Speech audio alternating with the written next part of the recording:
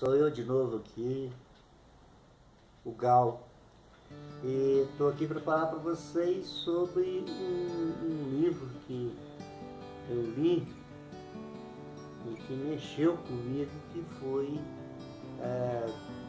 O Fausto do Goethe. Eu me interessei muito por esse assunto e percebi que, na verdade, como diversos estudiosos sobre esse tema, que o Dr. Fausto, né, ele foi um personagem histórico real. Ele, segundo as próprias fontes históricas, dizem que ele era alquimista, né? Ele praticava as artes, profundo conhecedor de anatomia, e também praticava as artes, né, materialistas da época, né, que eram, de certa forma, essas artes medicinais, né, experiências do corpo, que na época eram vistas como condenadas, né, pela própria igreja, né, visto algo como profano, né? As pessoas poderiam ser consideradas como bruxos, feiticeiros, né? Coisas de pessoas que tinham pacto com o demo, né? Uma espécie de uma versão assim, fazia muita parte desse imaginário popular medieval nessa época aí, né, que ele viveu, que na verdade foi finais da Idade Média, período da transição aí pro período moderno. Mas esse personagem, a gente percebe que na verdade existia uma profunda perseguição religiosa com relação a tudo aquilo que buscasse conhecer algo que salvasse o corpo humano através da empiria, né? Através da própria conhecimento anatômico profundo, experimental, né? Era visto que não. Só o milagre divino, a mão lá de cima do céu te abençoa, te assim a mão na testa e fala: bem, você está abençoado, você está salvo, né? Mas o Fausto questionava toda essa parada, vocês estão ligados, né? Não, ele questionou. E ele foi um cara que existiu e provavelmente a gente sabe que todas as pessoas eram perseguidas na época, mas ele era considerado como herói, porque a igreja não fazia nada, o povo popular chovia assim, naquela parada o seguinte, ó, meu, qual que é? Cadê o Deus cristão aí, ó, para combater a peste que está dizimando com a população, com o povo aqui, ó, tá acabando com nós aqui, nós todo mundo morrendo, ninguém faz porra nenhuma. Desculpa a expressão, né? Porque às vezes eu começo a me empolgar muito, eu falo umas besteiras que não deveria, para manter a ética, né, profissional e tal. Afinal, porra, professor não pode ter esse linguajar pobre, cheio de palavrões e tal, né? Desculpa, velho. De vez em quando a gente empolga. Mas tudo bem, mas voltando à história, antes que eu me perca na parada, então, essa que é a grande questão, porque o Fausto, então o Dr. Fausto, ele foi um personagem histórico que existiu realmente. Ele vivia viajando entre cidades e estados alemãs na época, porque eles não eram unificados, né, perto de Weimar, né, na região da Alemanha.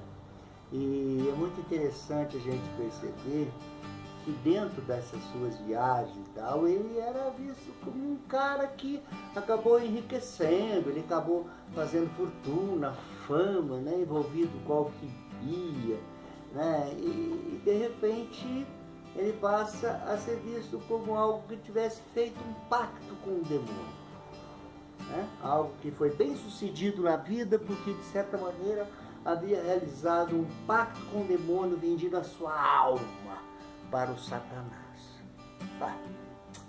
Bom, a gente sabe claramente que, na verdade, isso daí não passam de especulações, né, para espíritos maduros, esse negócio de vender a alma, uma coisa assim meio no reino da metafísica, que não é muito a minha praia. E também eu acho que a grande parada do próprio Goethe, né, ao ele perceber isso, porque ele herdou todo esse conhecimento, não só dos escritos da tradição popular alemã, também da época, como também através de um escritor, né, que escreveu uma peça de teatro sobre o Dr. Fausto, né, o Marlowe, inglês, que escreveu essa peça. Inclusive essa peça parecia com um teatro de marionetes desfilando nas várias cidades alemãs, e o Goethe, ele teve a oportunidade de presenciar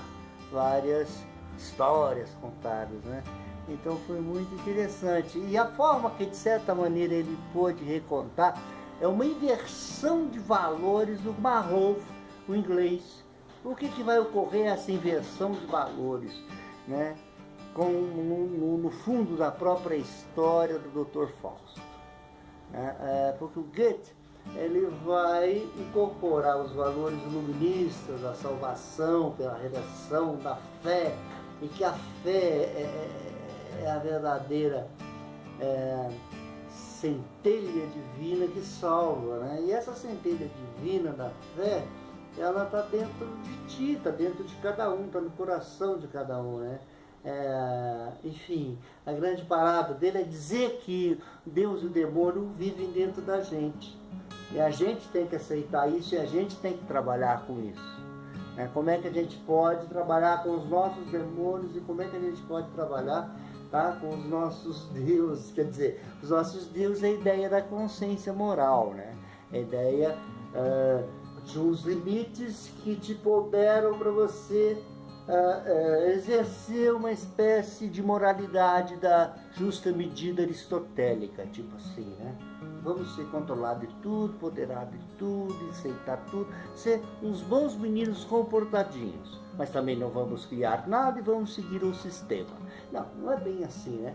Aí, na verdade, a grande parada do Goethe é chegar e ridicularizar isso. Falar assim, ó, não tem nenhuma entidade metafísica para lá e para cá, tudo é o homem que cria esses deuses, tá?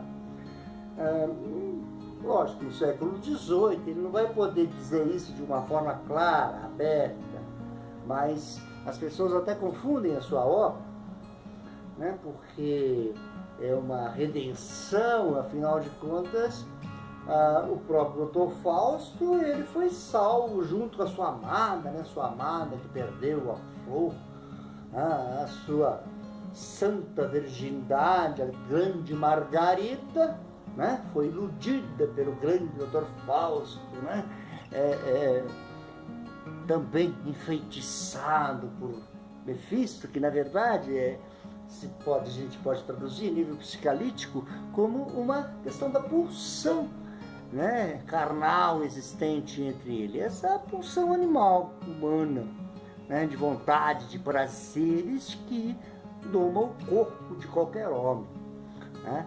Existe no corpo de qualquer homem, na verdade. E a questão da racionalidade e tal, né, a ideia do superego é uma forma de tentar controlar esse próprio instinto, dá para entender isso, né? Então, quer dizer, esse lado moral e esse lado demoníaco é como se fosse o Deus e o diabo, né, se envolvendo numa luta dentro do espírito humano.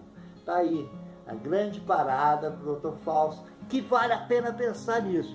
E eu já li várias obras de vários autores que não vale nem a pena citar aqui, mas é uma questão que sempre me intrigou e uma questão que sempre acho que vale a pena pensar, nesse sentido de que o próprio Mefisto, ele não está longe, né? Ele pode estar dentro do próprio coração de cada um. Beijão, tchau.